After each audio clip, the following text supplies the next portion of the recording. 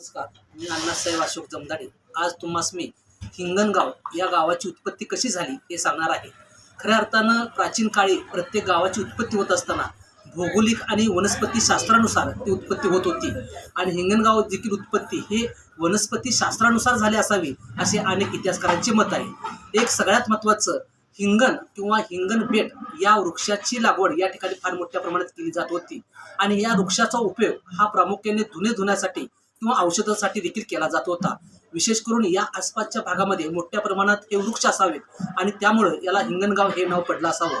दुसरं सगळ्यात महत्त्वाचं आहे की हिंगाची व्यापारपेठ या ठिकाणी असावी, कारण आपल्या हिंगणगावमध्ये भरपूर मोठ्या प्रमाणात वाणी समाज होता आणि त्या वाणी समाजाने हिंगाचा व्यापार करत असावा आणि त्या हिंगावरून हिंगणी आणि हिंगणीवरून हिंगणगाव अशी निर्मिती झाले असावी असा कयास आहे.